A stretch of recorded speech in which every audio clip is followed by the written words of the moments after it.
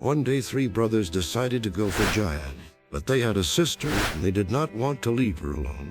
So they went looking for someone to take care of her. The town people suggested to leave her with Barsisa because of his piety. So they went to him, and when they asked him, he said, "I seek refuge from the cursed Shaitan," and said no, this was because he was scared of falling into sin, due to the potential fitna it may cause. Then Shaitan came to Barsisa in the form of waswasa whisperings. Shaitan is very smart and knew Barsisa had a soft heart. So he told Barsisa, "What if they can't find someone good and leave her with someone bad? Wouldn't that be your fault?" Now Barsisa did not realize this was Shaitan whispering in his heart, and because of his compassion for others, he decided to accept their request and help the woman. He let her stay in a house opposite the church. He did this so that it would be easy for him to leave her food outside the church and she could come get it herself. But after some time Shaitan returned. This time he told Barsisa, "Why don't you leave the food closer for her, so that people don't see her moving back and forth alone?" Barsisa agreed and started leaving the food outside the house. But Shaitan wasn't happy with this either, so sometime later he returned and asked Barsisa, "Why don't you go in and leave it on the table so that no one sees her coming out and going in alone all the time?" Again Barsisa agreed, and he started leaving the food on the table. Then as time went by, Shaitan returned and said to him, "Why don't you talk to her? She is all alone and has no one to talk to." Barsisa agreed and started talking to her from behind a door so as to screen himself.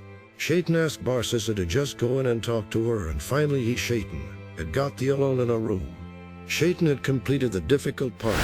It wasn't after Barsisa and the woman committed fornication. And to make things worse, she also became pregnant. As soon as the baby was born, Shaitan returned and said to Barsisa, "What have you done? Look at the result of your evil eye. The child. Get rid of the evidence, otherwise the brothers will kill you." Barsisa killed the baby and buried it in the same room the woman was in. Shaitan then told Barsisa, "Do you think you can kill the child of a woman and expect her not to tell anyone?" And so Barsisa killed her and buried her alongside the baby. He then made a fake grave outside, and when her brothers returned, he informed them that she died of illness. After seeing the grave and make do for her, they returned home and accepted Allah's decree. Later that night, Shaitan came to them in their dream and informed them about what Barsisa had done and where the child and their sister could be found. The brother got up upset and confused and informed his brothers of the dream, and they both said they had the same dream. So they believed that it must be true and went and dug up the fake grave and found it empty. They then dug the place Shaitan showed them in the dream and found the child and woman. Furious, the brothers took Barsisa to the leader to get his punishment. Barsisa knew that he would be given the death penalty.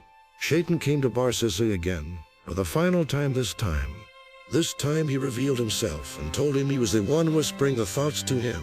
And he said that he could save Barsisa, and as long as Barsisa makes sujud to him, Barsisa, out of desperation, made sujud to him. This confirmed his kufr disbelief. And Shaitan said to him, "I am free of you, I fear Allah," and left Barsisa was stoned to death, and on the day of judgment he will be resurrected making sujud to Shaitan. So look how Shaitan tricked him. He came to him as a friend, but was in fact his biggest enemy.